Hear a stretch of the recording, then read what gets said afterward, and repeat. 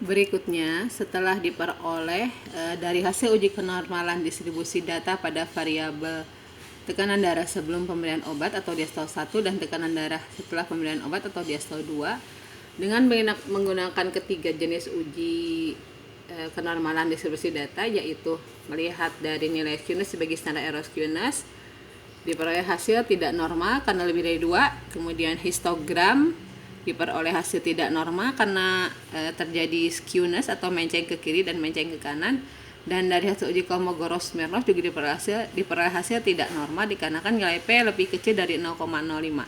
Maka berdasarkan ketiga uji tersebut dapat disimpulkan bahwa kedua variabel ini, diastol 1 dan diastol 2, itu tidak berdistribusi normal. Oleh karena itu, maka untuk mengetahui apakah ada perbedaan tekanan darah antara sebelum dan pemberian obat dan sesudah pemberian obat, maka perlu dilakukan uji beda dua sampel dependent, ya.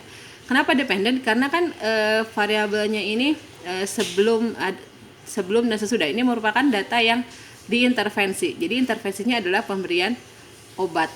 Maka disebut dengan dependent atau related karena sampelnya sama namun diukur dua kali, yaitu sebelum pemberian obat dan sesudah pemberian obat, di mana di antara kedua pengukuran ini ada satu intervensi yang disebut dengan pemberian obat tersebut.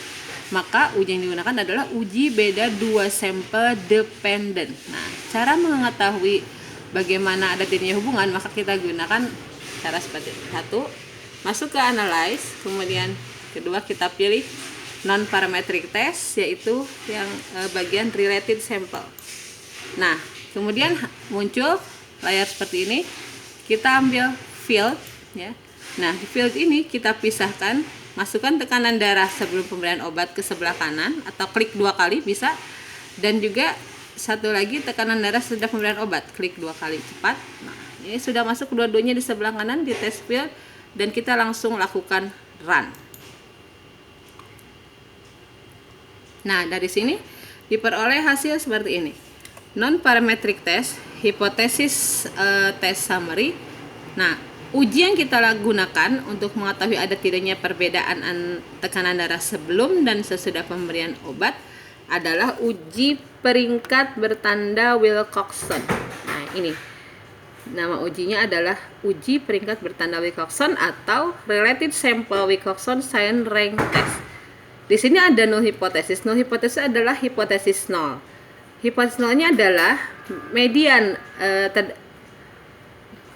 median of difference. Jadi perbedaan median antara tekanan darah sebelum dan sesudah pemberian obat sama dengan 0, atau disebut juga gini, tidak ada perbedaan median tekanan darah antara sebelum dengan sesudah pemberian obat.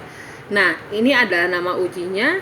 Ini adalah nilai p-value-nya. Itu adalah nilai p-value dan diperoleh p-value-nya 0,000. Nah, keputusan uji kan membandingkan antara p-value dengan nilai alpha. Berarti p-value lebih kecil daripada alpha. Jika p-value lebih kecil daripada alpha, maka H0 ditolak. Maka decision-nya adalah reject the null hypothesis. Nah, kalau H0 ditolak, maka kesimpulannya adalah ada perbedaan tekanan darah antara sebelum dengan sesudah pemberian obat.